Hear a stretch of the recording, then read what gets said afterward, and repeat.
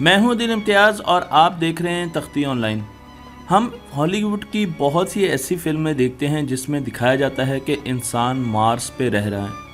फिल्मों से निकलकर अगर हकीकत में देखा जाए तो 20 से 30 साल के बाद इंसान मार्स पर चला जाएगा और इसके लिए आज से ही हम तैयारी कर रहे हैं। मैं आपको यहाँ पर जर्नी टू मार्स का एक प्रोटोटाइप दिखा रहा हूँ जो नासा ने बनाया है और इसमें आपको नज़र आ रहा है वो तमाम चीज़ें जो हम मार्स पर जाने के लिए कर रहे हैं।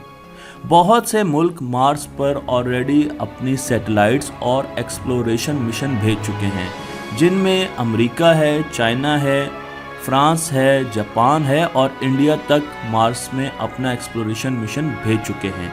इसके साथ साथ मार्स की ज़मीन पर मुख्तलिफ रोवर्स उतारे जाते हैं जो कि रोबोट्स होते हैं और वो मार्स की ज़मीन को एक्सप्लोर करते हैं और उसके बारे में हमें इंफॉर्मेशन भेजते हैं। याद रहे कि मार्स तक जाने के लिए हमें 7 से 9 महीने दरकार हैं। मैं सिंगल वे की बात कर रहा हूँ और उसके लिए आपको जो कम्युनिकेशन सिस्टम यूज़ करना पड़ता है उससे मैसेज ज़मीन तक 20 मिनट तक पहुँचता है। 20 मिनट का डिले है, जबकि हमारे क्रूज़ की स्पीड 126,000 किलोमीटर पर आवर होती है। इसके साथ साथ मैं आपको ये भी बता दूं कि मार्स पर जाने के लिए जो ट्रेजेक्ट्री हम लेते हैं वो स्ट्रेट नहीं होती। मसलन हम ये समझते हैं कि ज़मीन से हम एक क्रूज़ भेजते हैं जो कि सीधा जाता है और मार्स पर लैंड कर जाता है, लेकिन हमें ये याद रखना पड़ता है कि 6 महीनों या 9 महीनों के बाद जब वो मार्स पर पहुंचेगा तो मार्स तो अपने ऑर्बिट में आगे ट्रैवल कर चुका होगा। आप अगर इस तस्वीर को देखें तो आपको अंदाज़ा होगा कि जिस देर हमने क्रूज़ या एक्सप्लोरेशन मिशन ज़मीन से मार्स की तरफ भेजा तो मार्स की उस वक्त लोकेशन कुछ इस तरीके से थी, लेकिन जब 9 महीनों के बाद वो मार्स पर पहुंचेगा तो मार्स यहाँ पर चला जाएगा। तो हमें एस्टिमेट करना होता है कि मार्स की लोकेशन 8 से 9 महीनों के बाद क्या होगी और हमें उसके लिए एक प्रोजेक्टाइल पैटर्न डिज़ाइन करना पड़ता है। तो आपको यहाँ पर अपने प्रोजेक्टाइल मोशन की एप्लीकेशन भी नज़र आएगी जो हम फर्स्ट ईयर सेकेंड ईयर में पढ़ते हैं। और आपने ज़मीन पर जब मिशन को भेजा तो वो एक प्रोजेक्टाइल मोशन लेते हुए मार्स पर लैंड किया। मार्स पर हम बहुत से मिशन भेज चुके हैं, लेकिन मैं यहाँ पर डिस्कशन करूँगा रोवर्स की। तो पहला रोवर जो मार्स पर भेजा गया उसका नाम था पाथफाइंडर। पाथफाइंडर एक छोटा रोबोट था जो कि आपको तस्वीर में नज़र आ रहा है और ये 1996 में नासा ने मार्स पर भेजा था। इस पे बहुत से कैमरे लगे हुए थे और इसने हमें बहुत सी इन्फॉर्मेशन भेजनी शुरू कर दी। लेकिन 2004 में हमने 2 और रोवर्स भेजे। 2003 और 2004 में हमने स्पिरिट भेजा जो कि 2010 में ख़राब हो गया, लेकिन इसने हमें काफ़ी इन्फॉर्मेशन दी। और आप ये देख सकते हैं कि रोवर अपनी एनर्जी सोलर पैनल्स के ज़रिए लेता है और इस पर मुख्तलिफ़ किस्म के कैमराज इंस्टॉल होते हैं। इसी तरीके से दूसरा रोवर अपॉर्चुनिटी था जो 2003 को भेजा गया और ये कुछ वक्त के लिए भेजा गया था, लेकिन इसने हमें काफ़ी ज़्यादा डाटा दिया और 10 साल तक ये रोवर एक्टिव रहा। अब हम आते हैं क्यूरोसिटी रोवर की तरफ जो कि एक बहुत बड़ा रोबोट था।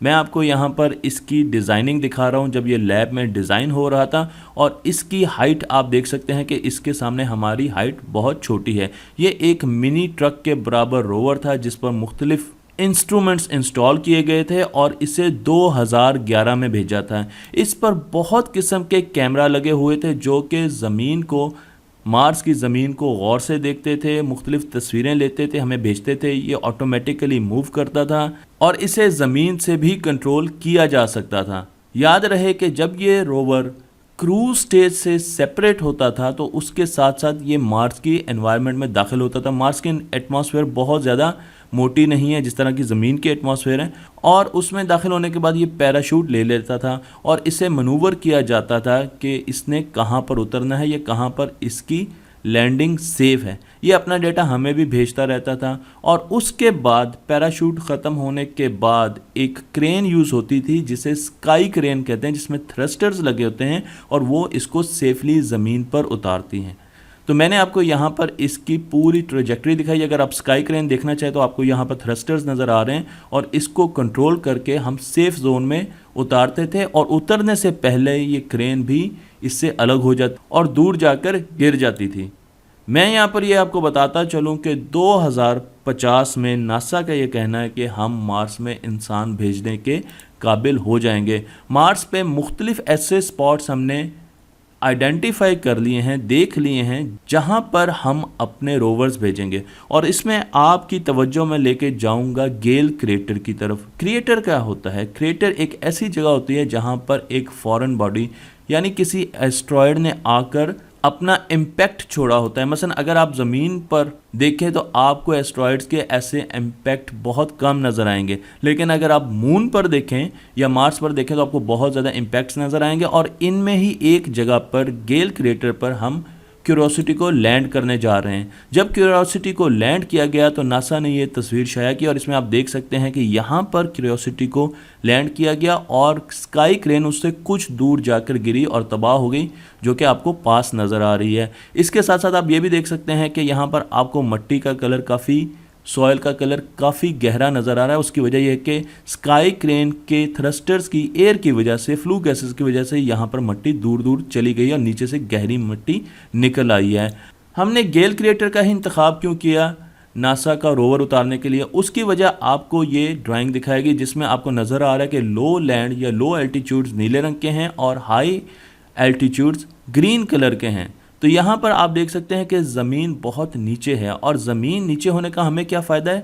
हमें ये लगता है कि जहाँ पर ज़मीन बहुत ज़्यादा नीचे होगी वहाँ पर पानी के मिलने के बहुत ज़्यादा चांसेस हो गए और हम ये भी समझते हैं कि जहाँ पर पानी के मिलने के चांसेस ज़्यादा होते हैं वहाँ पर ज़िंदगी के आसार भी ज़्यादा नज़र आने के चांसेस होते हैं, क्योंकि आज से बहुत अरसे पहले मरीख भी ज़मीन की तरह होता था। इसमें भी पानी का एक बहुत बड़ा ज़ख़ीरा मौजूद होता था, लेकिन वक्त के साथ साथ इसका पानी भी सूख गया और इस पर ज़िंदगी भी ख़त्म हो गई। और हम ये देखना चाहते हैं कि वो क्या वजह है जिसकी वजह से इस मरीख पर ज़िंदगी ख़त्म हो गई।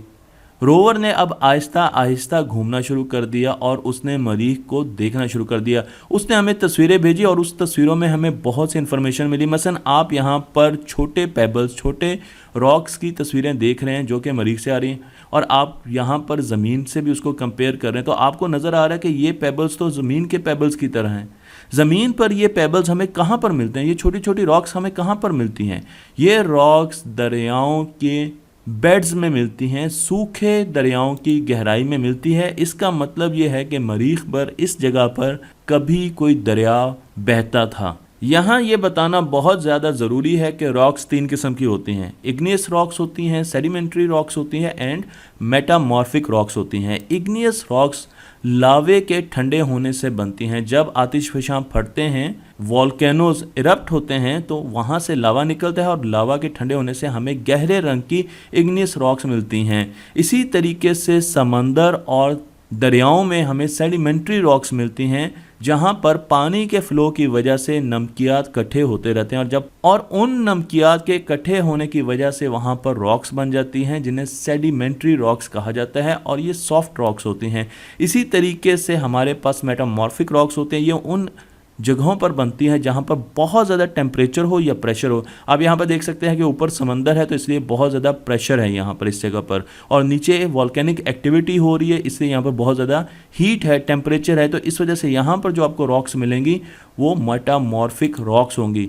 हमने मरीख पर, गेल क्रेटर पर सेडिमेंट्री रॉक्स देखी और उनको ड्रिल किया ताकि हमें कुछ इन्फॉर्मेशन मिले। लेकिन ये क्या, मरीख तो अंदर से ग्रे कलर का है। आपको ग्रे कलर यहाँ पर नज़र आ रहा है, हालांकि हमने सिर्फ 2.5 इंच का ड्रिल किया है। इसका मतलब यह है कि ज़मीन के ऊपर, इसका मतलब तो यह है कि मरीख के ऊपर जो ब्राउन कलर हमें नज़र आ रहा है वो उससे मुख्तलिफ है जो मरीख की ज़मीन के अंदर का कलर है। हमने ये मिट्टी ली और इसको एनालाइज करना शुरू कर दिया और ये एनालाइज किया क्यूरोसिटी रोबोट ने या होवर ने, और इस रोबोट ने हमें उसका एनालिसिस करके बताया कि इसमें कार्बन मौजूद है, लाइफ का एलिमेंट, नाइट्रोजन मौजूद है, ऑक्सीजन मौजूद है, फास्फोरस एंड सल्फर। तो इसमें वो तमाम एलिमेंट्स मौजूद हैं जो ज़िंदगी के लिए ज़रूरी हैं और जो ज़मीन पर भी मौजूद हैं। इसीलिए हम ये समझते हैं कि आज से 4 बिलियन ईयर्स पहले मरीख पर पानी की भरमार थी, पानी बहुत ज़्यादा थे और हमें शुबा है कि शायद उस वक्त मरीख पर ज़िंदगी के भी आसार मौजूद होंगे। इसीलिए आज भी हम मरीख पर फॉसिल्स की तलाश कर रहे हैं। ये फॉसिल किसी जानदार के भी हो सकते हैं, किसी फिश के हो सकते हैं, बैक्टीरिया के हो सकते हैं, या ये फॉसिल किसी प्लांट के भी हो सकते हैं। दोनों किस्म के फॉसिल में से हमें ये इन्फॉर्मेशन मिल जाएगी कि मरीख पर किसी ज़माने में ज़िंदगी एग्जिस्ट करती थी, ताकि हम फ्यूचर में ये देख सकें कि आखिर वो कौन सी वजूहात थी जिसकी वजह से मरीख पर ज़िंदगी ख़त्म हो गई और हम कैसे दोबारा मरीख को आबाद कर सकते हैं। नासा 2020 में एक और रोवर भेज रहा है जिसे मार्स 2020 कहा जाता है और इस रोवर में बहुत सी जदीद टेक्नोलॉजी का इस्तेमाल किया गया है। मसलन आप देख सकते हैं इस रोवर में मुख्तलिफ़ किस्म के एंटीनास का इस्तेमाल किया गया है, कम्युनिकेशन सिस्टम्स का इस्तेमाल किया गया है ताकि हम ज़मीन से बैठकर इसको कंट्रोल कर सकें। इसके साथ साथ इसमें एक स्पेशल किस्म का कैमरा है जो आपको इसकी आगे ट्रंक नज़र आ रही है। इसमें स्पेशल किस्म के कैमरे लगे हुए हैं जो कि मरीख की ज़मीन को क्लोजली देखेंगे। इसको लॉन्च करने के लिए हमने मरीख पर 3 साइट्स का इंतखाब किया है और इनमें से किसी एक साइट पर जाकर ये रोवर लैंड करेगा। यहाँ पर मैं आपको ये भी बता दूँ कि इसकी लैंडिंग के लिए भी स्पेशल टेक्नोलॉजी का इस्तेमाल किया जा रहा है। जब ये वहाँ पर लैंड करेगा तो उससे पहले तस्वीरें भेजेगा और उन तस्वीरों की बेसिस पर हम इसको मनूवर करेंगे इसके पाथ को और इसको किसी ख़ास सेफ जगह पर लैंड करवाया जाएगा जो कि इससे पहले रोवर्स में मौजूद नहीं थी। इसी तरीके से ये रोवर अपने डिज़ाइन मिशंस को पूरा करेगा, लेकिन उसके साथ साथ ये हमें कुछ ऐसे सैंपल्स भी भेजेगा जो उस वक्त हम डिसाइड करेंगे कि हमने कहाँ कहाँ से सैंपल्स लेने हैं। इस रोवर को 2020 में मरीख पर भेजा जाएगा और इसमें 23 किस्म के मुख्तलिफ कैमरे लगे होंगे, जिसमें इंजीनियरिंग कैमरे भी होंगे, जिसमें साइंटिफिक कैमरे भी होंगे, इसमें स्पेक्ट्रोमीटर्स भी होंगे और इससे हमें मरीख के बारे में बहुत ज़्यादा इंफॉर्मेशन मिलेगी।